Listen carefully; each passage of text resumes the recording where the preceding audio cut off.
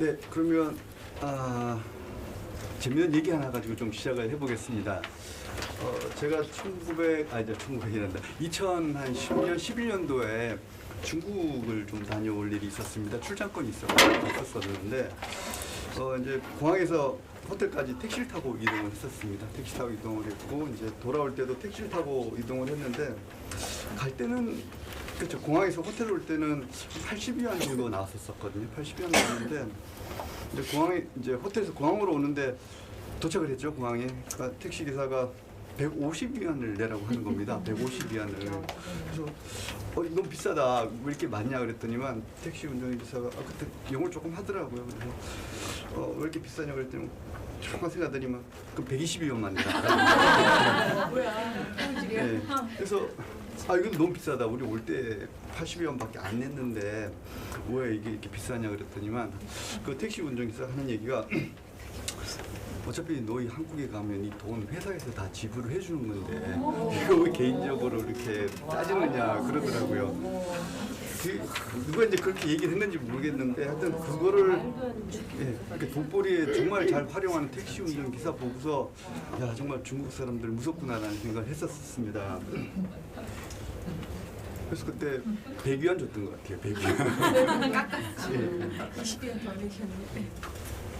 그래서 이 사진을 먼저 사진 보여드리려고 했는데 보시면 하여튼 중국이 이렇게 이렇게 잘못 들어가지고 이렇게 그냥 우리 보통 가면은 돌아서 가거나 하는데 이걸 후진해가지고 이렇게 가는 모습입니다. 네. 하여튼 이런 택시를 한번 탔다고 이제 생각하시면 될 것 같고요. 근데 하여튼 돈에 관련해서는 저기 세계적으로 유명한 두 민족이 있죠. 저기 유대인 민족하고 이게 중국 사람들 화교, 특히 화교가 되게 돈에 관해서는 굉장히 뭐 굉장히 잘 하죠. 돈도 잘 보고 하는데 그때 정말 중국 사람 무섭다라는 걸 느꼈었고 그리고 그때도 한참 중국이 발전할 때입니다. 발전할 때고 지금까지 근 40년 동안 연평균 성장 9.6% 속도로 계속 발전을 해오고 있고요. 특히 이제 미국하고 이제 무역 수지가 이렇게 계속 적자가 되고 있고 지금 미국이 GDP 규모가 세계 1위고요. 경제 규모가 1위고 그 다음에 바로 중국입니다. 중국이 2위입니다. 2위인데 이제 계속 무역 적자가 나니까 미국이 최근도 아니죠. 작년 재작년부터 해가지고서 이런 불균형 무역을 이제 좀 개선을 하자라고 해가지고 지금 무역 전쟁을 하고 있는 중입니다. 하고 있는 중인데 제가 뭐 여기서 이걸 말씀드리려고 하는 건 아니고 이 와중에 흥미로운 사건이 하나 이제 사건이라고 해서 흥미로운 일이 하나 이제 같이 벌어집니다. 뭐냐면은 화웨이 건이거든요. 화웨이.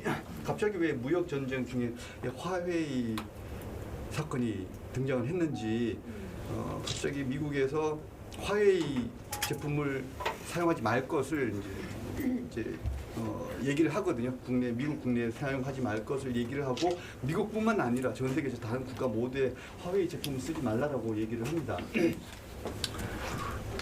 화웨이는 지금 통신 장비 회사로서는 세계 1위입니다. 세계 1위고요. 스마트폰에서는 삼성이 이어가지고 2위고요. 2위인데 왜 화웨이를 갑자기 찍어가지고 문제를 삼느냐라고 하면 이게 바로 지금 오늘 제가 말씀드리려고 하는 초연결 사회하고 이게 관련이 있는 내용입니다. 초연결 사회는 뭐 지금 이미 벌써 얘기가 된 지 한 10년 정도 됐고요. 그리고 이제 5G가 이제 최근에 막 상용화되면서 훨씬 더 이제 관심을 많이 받고 있죠. 많이 받고 있는데 그 5G를 구축을 하려면 통신 장비를 이제 많이 설치를 해야 되거든요. 많이 설치를 해야 되는데 사실 거기서 제일 앞서가는 회사가 또 화웨이입니다. 화웨이가 지금 뭐 거의 뭐 전 세계 절반 이상의 통신 장비를 다 이렇게 공급을 한다라고 보시면 되고요. 가격도 싸고요. 가격도 싸고. 근데 문제가 아까 앞쪽에 택시 운전 기사 얘기도 말씀드렸지만 믿지 못하겠다라는 거거든요. 믿지 못하겠다라는데 뭘 믿지 못하겠냐고 하면 이 제품에다가 통신 장비에다가 무슨 짓을 했는지 모르겠다라는 거예요. 예. 뭐 아직까지는 뭐 화웨이 쪽에서는 이제 그 아니라고 부정은 하지만 장비에다가 그 백도어라고 해가지고요. 그러니까 어디에서든지 이제 자기네가 필요할 때 접근을 해가지고 거기 어떤 정보가 돌아가는지 이제 볼 수 있게 그렇게 했을 거라고 추측을 하는 겁니다. 그래서 이게 전혀 없었던 일도 아닌 게 중국 제품 중에 CCTV 있죠. CCTV 제품 중에 실제로 그 백도어를 이용을 해가지고 중국 그 제조회사가 자기네 그 안방에서 그 전 세계 미국이나 설치되어 있는 그 CCTV 접속을 해가지고 실제 보는 게 들통이 났습니다. 그래서 충분히 그럴 가능성이 있다라고 보는 거고요. 그리고 이 화웨이라는 회사 자체가 중국 공산당과 굉장히 밀접한 관계가 있습니다. 그렇지. 예, 회사 회장도 뭐 그쪽 출신이고 또 중국 공산당 여기 아직도 공산당이거든요. 그래서 그 회사들에 대한 그 강제력이 굉장히 큽니다. 그래서 공산당이 뭐 해라 그러면 뭐 다 해야 되는 상황이거든요. 그래서 의심의 여지가 많은 상황이고 그리고 이게 이제 5G입니다. 5G 세상이 이제 좀 더 완성시킬 초연결 사회인데 이 연결 고리에 이제 화웨이 제품이 이제 다 들어갈 수 있다라고 보는 거죠. 그래서 뭐 필요한 시점에 정보를 빼내서 뭐 국가 기밀이든 뭐 산업 기밀이든 다 확인할 수 있다는 거고 여기서 한 발 좀 더 나아가면 미래에 뭐 그럴 일은 없겠지만 이제 중국하고 미국하고 이제 한판 붙어야 되는 상황이 왔다. 뭐 무력 충돌이 돼야 되는 상황이 왔다 그러면은 중국이 미국에 이렇게 설치되어 있다라고 보죠. 그러면 이제 그 통신 장비에 들어가가지고 통신 스위치를 다 끄는 거예요. 그러면 그냥 아무것도 못합니다. 그냥 미국에 그대로 그냥 지는 거예요. 그래서 그걸 두려워해가지고 미국에서 지금 화웨이 제품 다 빼내려고 하고 있는 거고 전 세계적으로도 지금 특히 미국 군사 기지가 나가 있는 국가들에는 좀 더 강하게 화웨이 제품 쓰지 말라고 막 얘기를 하고 있는 상황입니다. 그래서 이제 5G 얘기가 나왔는데 5G에 대해 가지고 조금 좀 설명을 드리겠습니다. 사실 뭐 그렇게 어려운 내용은 아닌데 몇 가지만 좀 알아두시면 5G가 이런 거구나라고 이해는 하실 수 있을 것 같아요. 일단 5G 전에 간단하게 저희 쓰신 셀룰러폰 어떻게 발전해 왔는지 좀 잠깐 좀 설명을 좀 드리겠습니다.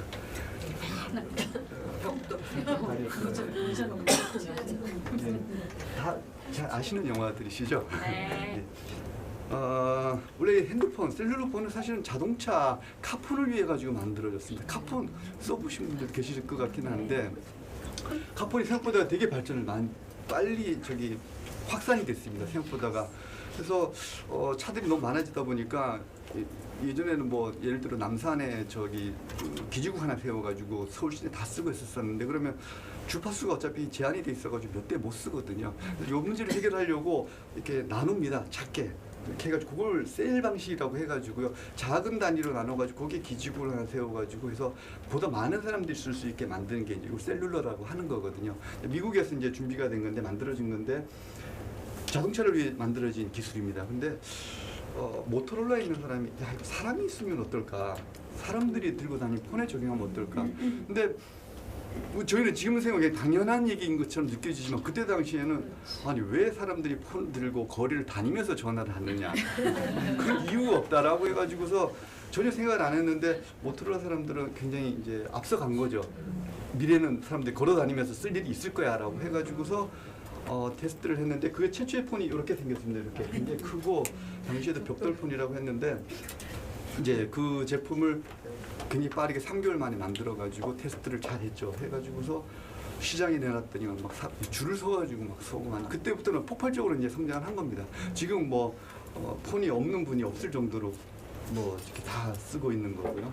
그래서 이제 폰이 이제 막 커지고 나니까 유럽 중심으로 이제 GSM이라고 해가지고 전 세계적으로 좀 통일을 하자라고 해가지고서 2세대 폰이 나오고요. 유럽 중심으로 가다 보니까 유럽에 있던 통신사에서 휴대폰 만들던 회사에 있던 노키아가 앉아가지고 이제 돈방석에 올라섭니다. 그러고 이제 여기 2세대고요. 자, 이게 3세대 폰입니다. 이게 3세대 이제 동영상 되는 폰이고요. 동영상 되는 폰인데 특별히 제가 찍은 건 여기 LG 폰이어가지고 3세대 그 다음에 이제 4세대로 나옵니다. 사실 아이폰은 첫 번째 나왔던 아이폰은 이제 3G 폰이었는데 이제 4G로 넘어가게 되면서 이제 4세대가 이제 완성이 되게 되는 거고요. 그래서 5G는 크게 요 세 가지 측면에서 이제 얘기를 합니다. 일단 한꺼번에 많은 데이터를 보낼 수가 있고요. 한꺼번에 요게 그 얘기입니다. 한 번 1초 착각하면은 20GB라면 20GB면은 어떻게 될까요? 하여튼 어마어마한 데이터가 한꺼번에 이렇게 가게 되는 거고요. 2.5GB네요.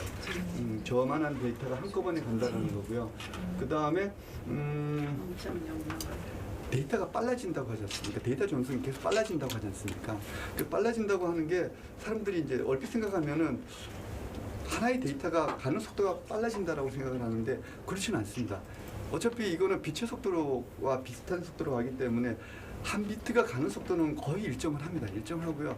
속도가 빨라진다라는 거는 단위 시간당 보낼 수 있는 데이터 양이 많아진다라는 거거든요. 그래서 그거 요게 얘기인데 특별하게 요거 초저지연은 한 비트가 가는 속도를 더 줄인 겁니다. 이게 원래 데이터가 가는 속도는 아까 말씀드린 것처럼 빛의 속도랑 같이 비슷하기 때문에 일정은 한데 문제는 중간중간에 아까 말한 화웨이가 만든 통신 장비도 들어가고 이런저런 통신 장비가 들어가죠. 그 장비들이 중간에서 이제 잡아먹는 시간들이 있거든요. 그걸 확 줄여가지고 10분의 1로 줄여가지고 이제 굉장히 빨라진다는 얘기입니다. 그래서 이게 저게 되면은 그 원격 수술이라는 게 이제 가능해지는 거예요. 그러니까 미국에서 한국에 있는 환자를 로봇 수술하는 게 그게 가능해진다는 얘기고요. 그 다음에 아까 말씀드린 것처럼 전 세계 모든 장비들을 다 5G를 연결한다는 초연결입니다. 앞부분에 그림을 보여드렸는데 거기에 보시면은 뭐 이제 사실 저기 와이파이도 쓰고 뭐 블루투스도 쓰고 그 다음에 NFC 뭐 이들이 많이 쓰는데 그 다 이제 다 하나 통일하자는 거예요. 5G를 다 통일하자는 그런 굉장히 큰 꿈을 갖고 있는데 아직 지금 이게 실현됐다라는 건 아니고요. 이게 점점 이제 준비를 해가고 있는 상황입니다. 그러니까 초고속만 하더라도 여기 20GB라고 했는데 이거까지 가려면 아직 멀었고요. 이게 올지도 사실은 정확히 잘 모르겠습니다.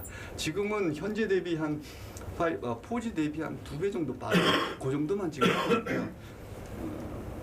그 정도인데도 아직 뭐 실내에서 5G가 안 터진다라든가 좀 그런 문제가 많이 있어서 실제로 5G 시스템이 언제 올지는 조금 봐야 될 것 같습니다.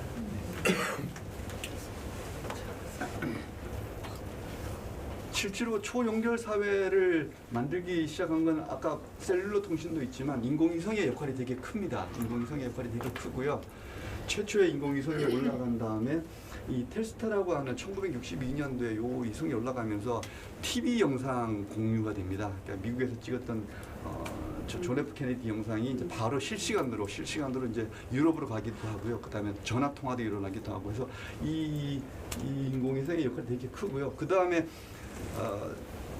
인터넷이 만들어지죠. 인터넷이 만들어지는데 미국에서 처음에 이제 만들어집니다. 이게 미국 본토에서만 이렇게 연결이 됐는데 이게 해외로 뻗어나가기에 이제 뻗어나가는데 굉장히 중요한 역할을 한 게 바로 요 또한 인공위성입니다. 인텔셋이라는 인공위성이고요.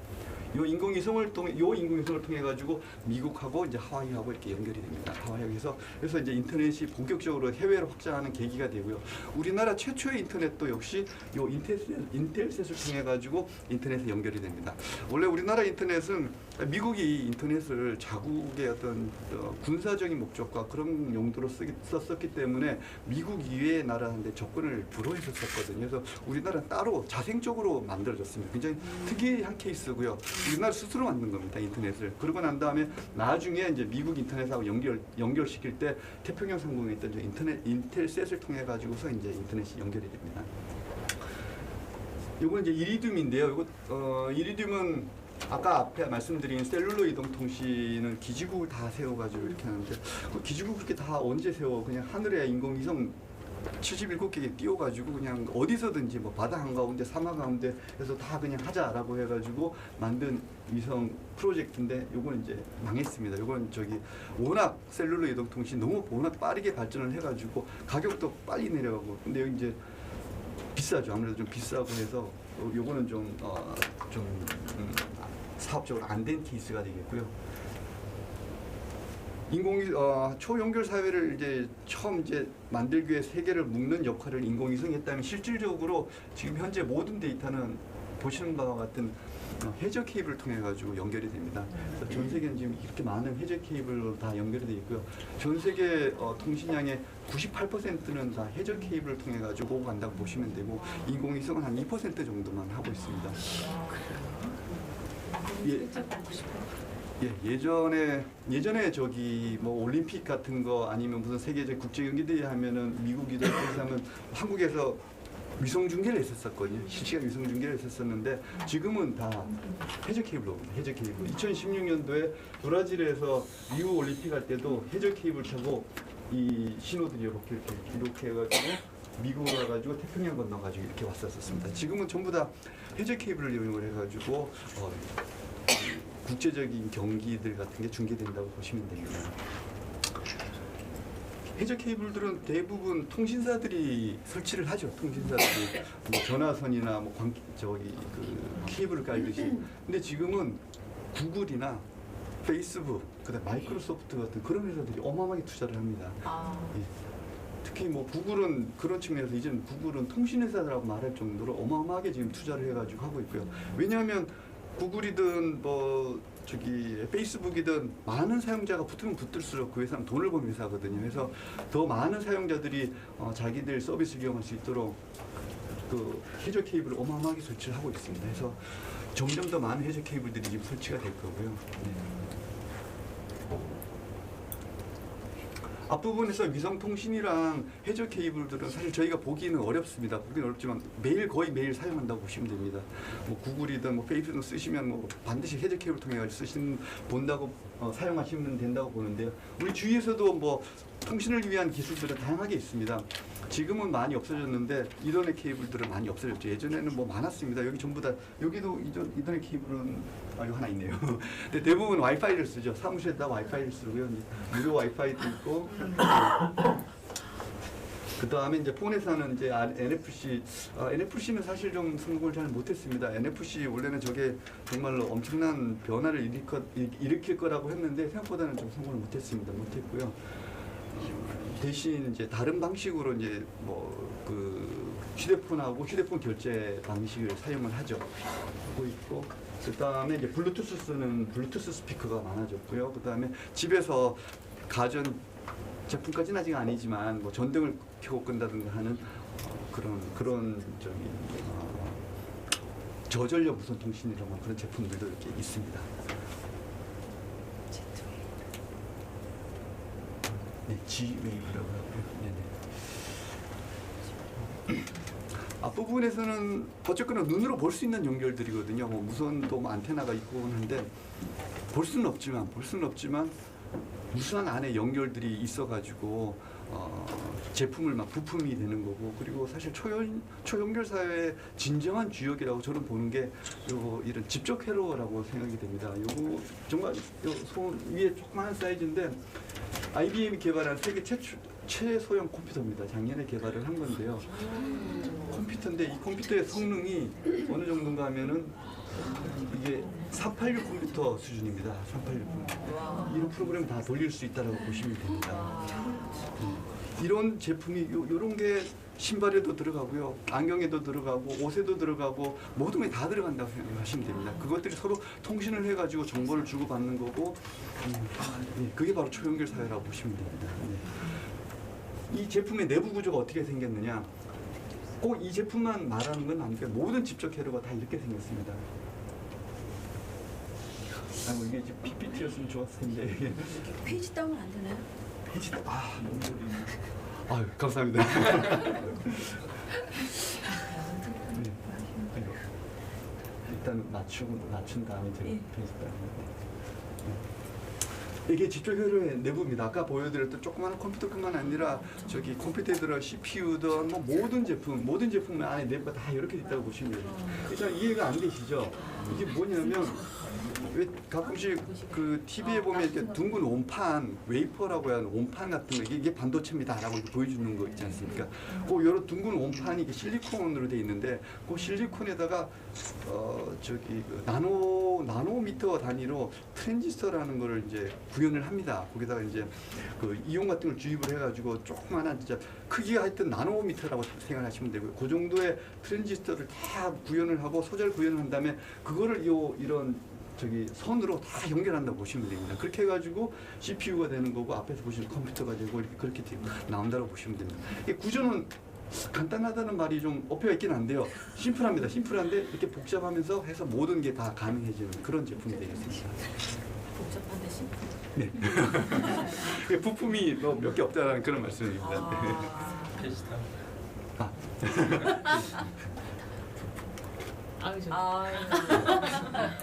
그래서 이제 다시 초연결 사회로 넘어갔고요. 그래서 지금까지는 통신 기술 위주로 말씀을 드렸는데 이제는 이 통신 기술들을 이용해서 완성된 초연결 사회가 어떤 모습으로 지금 흘러가고 있는지, 어떤 일이 벌어지고 있는지 좀 설명을 좀 드리도록 하겠습니다. 네, 이게 2008년도에 있었던 세계 글로벌 금융위기 때 일입니다. 그래서 그때 많은 기업들이 도산을 했고요. 많은 사람들이 직업을 잃었고 그런 일이 있었거든요. 근데 이게 초연결 사회랑 굉장히 밀접한 관계가 있습니다. 이 사건 이후로 이런 일들이 다 벌어집니다. 일단 자본주의에 대한 위기감이 굉장히 커졌고요. 그래서 이 새로운 어떤 자본주의의 모습에 대한 고민들도 많아졌고, 그래서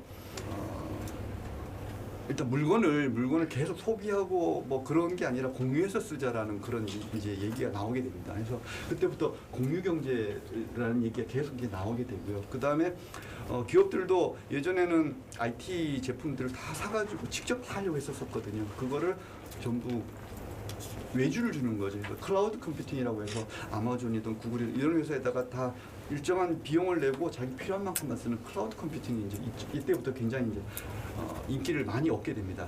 그리고 또 굉장히 중요한 사건이 하나 있는데요. 그 전에 2007년도에 아이폰이 아까 앞서 말씀드렸던 2007년도 아이폰이 소개가 되고요. 그 이듬해 2008년도에 아이폰 1000만 대가 이제 판매가 되는데 그거랑 비슷한 시기에 2008년도에 애플이 앱스토어 서비스를 시작합니다. 앱스토어라는 게 개인들이 만든 앱을 올려가지고 아무나 사서 쓸 수 있게 한 거거든요. 플랫폼 경제가 본격적으로 시작되는 계기가 됩니다. 이걸 통해 가지고 누구든 이제 자기가 만든 제품을 올려가지고 사업을 할 수가 있는 1인 혼자서도 사업할 수 있는 그런 게 되고요. 이때부터 뭐 구글도 이제 뭐 비슷한 서비스를 시작하고 이제 플랫폼 경제가 이때부터 엄청난 얘기가 많이 되는 그런 시대가 되겠습니다. 그리고 2008년도에 가트너 그룹에서 이제 초연결 사회가 됐다. 초연결 그런 단어를 처음 쓰기 시작했고요. 그리고 마지막은 아마 잘 모르실 겁니다. 생소하실 텐데 저 시점에 이제 저도 한참 연구 개발을 할 때였었고요. 저희도 이제 미래에 걸맞는 제품을 만들자라고 고민을 했었고 상품 기획팀이랑 모여가지고 고민을 많이 했거든요. 그래서 연결 사회가 되는 건 저희도 그때 생각을 했습니다. 했고 그러면 이제 데이터들이 많이 모일 거다라고 생각을 했고 그러면 집안에 서로 연결된 기기들의 데이터를 저장해 둘 수 있는 제품을 만들자고 해가지고 만든 제품이 저 제품이거든요. 페이지다. 네, 그래서 이런 제품을 만들었습니다. 아마 거의 못 보셨을 거예요. 아마 되게 좀 어려운 제품이고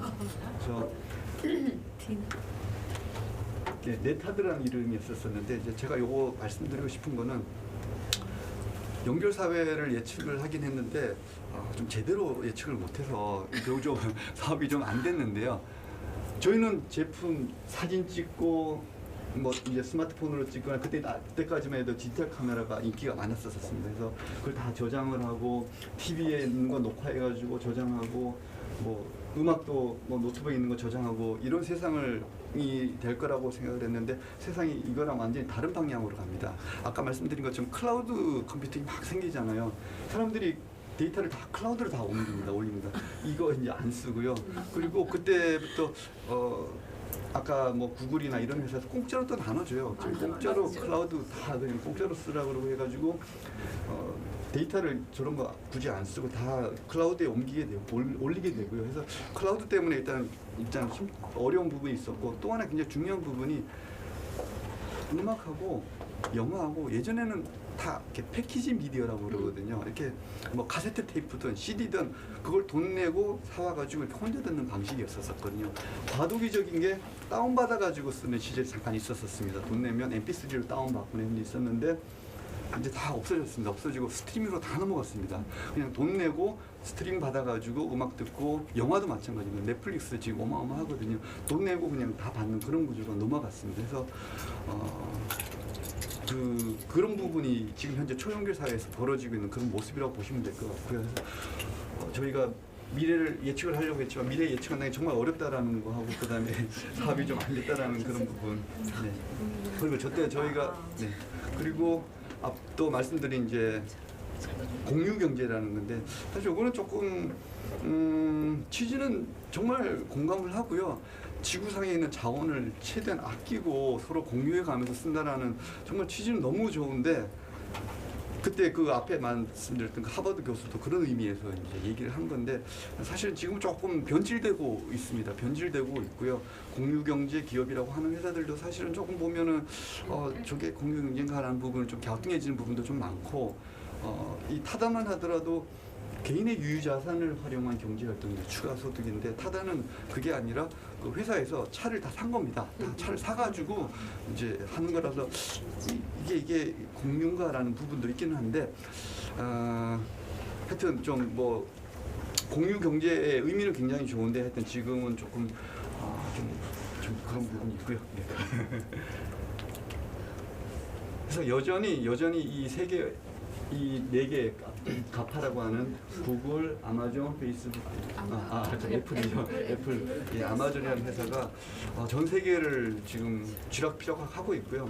그 근거는 여전히 플랫폼입니다. 이 회사들이 다 지금 플랫폼을 장악하고 있기 때문에 지금 어마어마한 힘을 갖고 있는 거고요.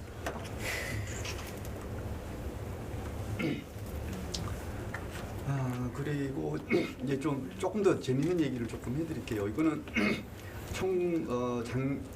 작년이죠. 작년에 구글 I.O.라고 해가지고 구글에서 1년에 한 번씩 전 세계에 있는 개발자들이나 아니면 IT 전문가들을 모아놓고 새로운 기술들을, 자기들의 새로운 기술 이렇게 소개하는 자리입니다.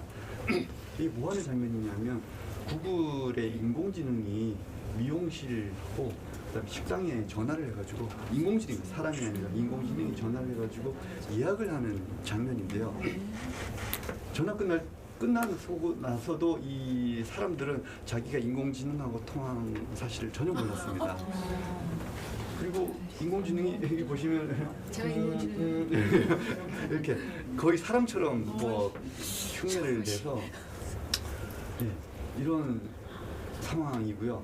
근데 전화 받는 사람 입장에서는 좀 뭐 기분 나쁠 수는 있겠죠. 나쁠 수는 있는데, 근데 다시 생각해 보면 누가 나를 대신해가지고 전화 예약해주면 되게 좋을 것 같아요. 되게 편할 것 같습니다. 그렇죠? 편할 것 같은데, 근데 전화 받는 쪽에서는 인공지능이 나랑 전화를 했다 그러면 기분 나쁠 수 있을 것 같긴 한데, 또 반대로 식당이나 저 미용실에서도 똑같이 인공지능을 넣어가지고 얘가 예약 잡도록 해주면 되거든요. 예, 이거 그 스케줄이나 그런 거 다 관리를 하니까 전화가 오면은 뭐 빈 시간 알려주고 예약하고 해주고, 그건 간단하게 할 수 있거든요. 그럼 미래는 이제 인공지능이 인공지능하고 통화를 해가지고서 예약 잡고 이제 그런 일이 벌어질 것 같습니다.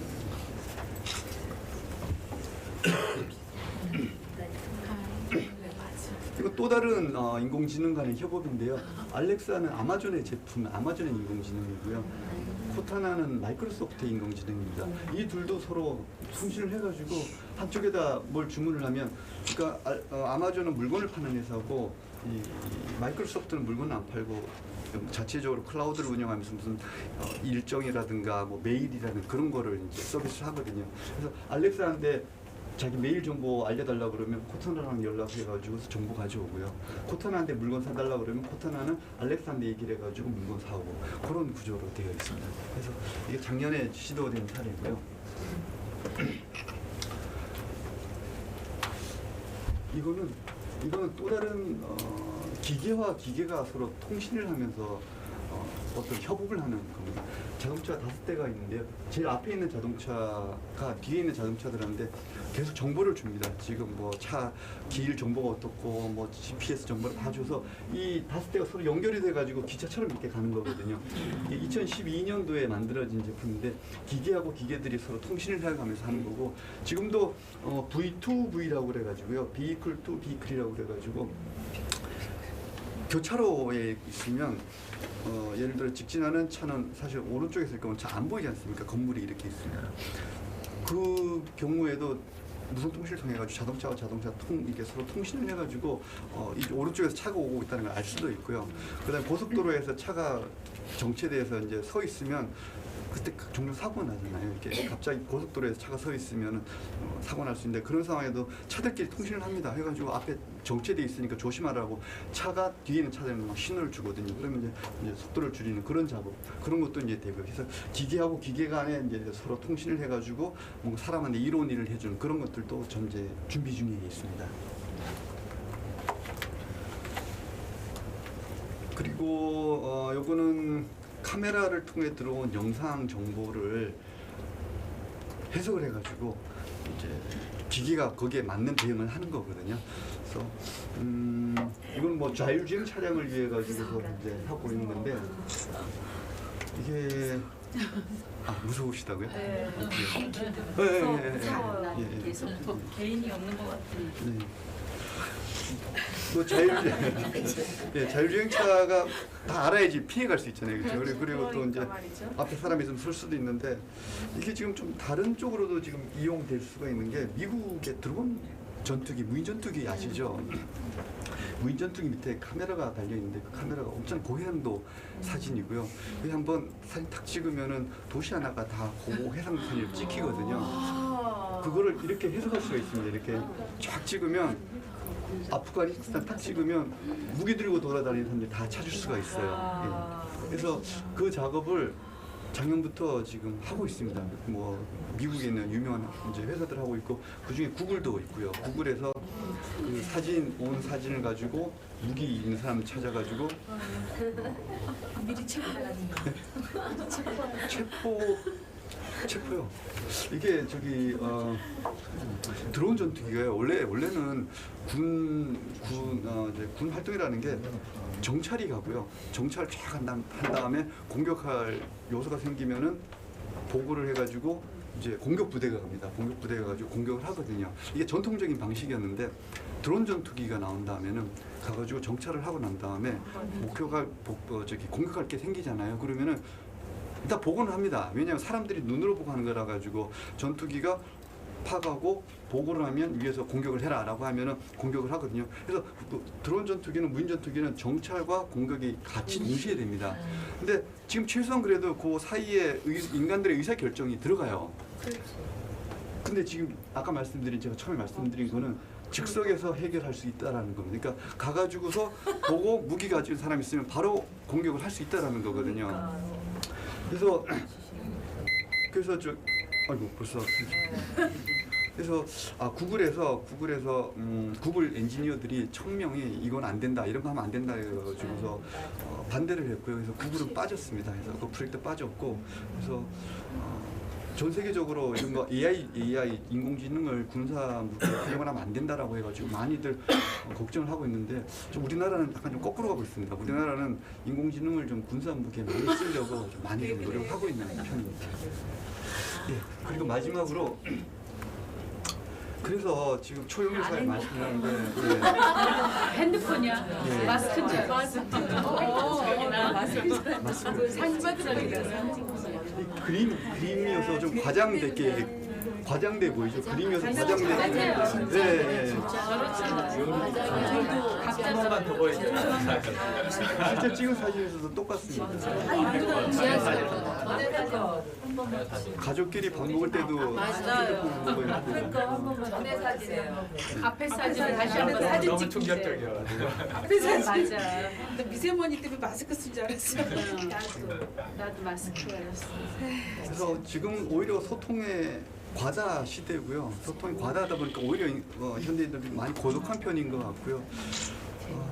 어떻게 자신의 정체성을 찾아갈까 하는 그런 부분들은 계속 좀 고민이 좀 돼야 될 부분인 것 같습니다. 네, 여기까지 제가 준비한 내용이고요. 혹시 뭐 질문 있으시면 질문 제가 하겠습니다. 사실 기술에는 양면성이 항상 존재하잖아요. 네.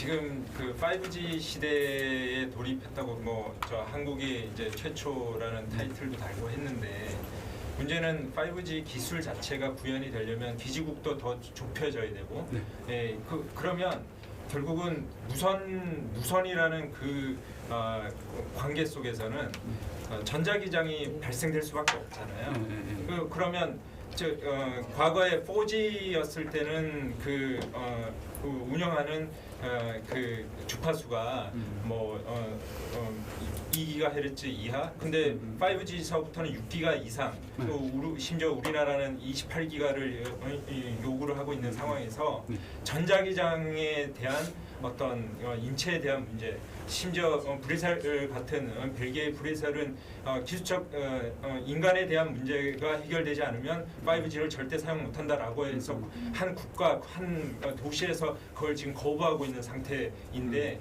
이런 이 양면성에 대한 부분들을 어떻게 생각을 하시는지. 예, 뭐 그건 꼭 제 생각뿐만은 아니고요. 지금 아까 5기가는 저기 3.2GHz하고 28GHz 대역이 있고요. 작년에 주파수 경매를 해가지고 다 분배를 했습니다. 28GHz까지 다 쓸 수까지 했는데 지금 전 세계적으로 의사협회 그리고 각종 여러 가지 전문가들, 뭐 대학 교수들부터 해가지고 특히 28GHz 쓰면 안 된다라고 해가지고 계속 얘기를 하고 있고요. 그래서 28GHz는 아마 저도 쓰기는 쉽지는 않을 것 같아요.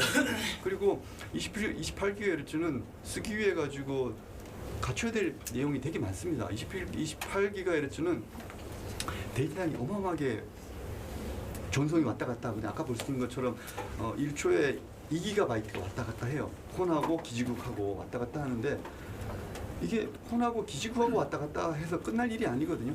기지국이 또 이 인터넷에 연결이 돼야 돼요. 그러니까 2GB로 왔다 갔다 하는 이 사람이 100명이 있다고 해보시면 이만한 데이터가 한꺼번에 다 연결이 돼요. 그래서 5G의 28GHz는 정말 좀 필요한 지역에 일부만 이렇게 세워질 가능성이 되게 높고요. 예를 들어 뭐 그런 아까 말씀하신 뭐 인체의 어떤 유해성 같은 것들이 좀 적은 그런 부분에만 좀 구현될 가능성이 좀 높을 것 같아요. 예를 들면 공장이라든가 공장에 사람 없는 공장이라든가 좀 그런 쪽에 좀 설치가 될 것 같고요. 어쨌거나 하여튼 3.2기가는 이미 벌써 뭐 여기저기 막 설치를 하고 있는 상황이니까 그거는 뭐 좀 어쩔 수 없을 것 같긴 한데 28GHz에 대한 좀 유해성 얘기는 여러 전문가들, 의사, 대학 교수 뭐 여러 곳에서 지금 많이 얘기하고 있습니다. 그래서 그건 쉽게 가긴 어려울 것 같고요. 예, 저도 뭐 마찬가지 생각하고 있습니다.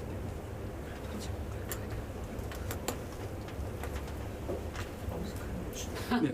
저 모습. 예, 5G가 대체적으로 지금 현재 초저지연, 초연결, 초사회 이런 것들이 각종 우리 생활에 지금 일상적으로 이제 밀접한 관계로 굉장히 이제 영향을 많이 미치고 있는데 네. 실질적으로 그걸로 인해서 지금 인간에게 미치는 영향들이 상당히 이제 나중에 문제가 될 수 있을 것 같은데 네. 궁극적으로 5G가 그 지향하는 게 어떤 거를 지향하고 있는 건지 그런 것들 좀 궁금하거든요. 궁극적으로 지향하는 부분이요. 그러니까 지금 제가 생각에는 사람의 이제 사회생활에서 편리성을 추구하기 위해서 네, 네. 이제 하는 걸로는 생각이 되는 표면적으로 네, 생각이 네, 네, 되는데 네. 실질적으로 그 내용이 들어가면은 내가 운전하고 명령만 하면 돼요. 그러면 사람을 나태하게 만들 수도 있거든요. 네, 네, 네. 네, 그런 것들이 미치는 영향, 그러면 어떤 목표를 가지고 5G를 개발해서 기술을 지각적으로 이제 발전해 나갈 건지 그런 것들이 이제 좀 궁금하거든요. 네, 네.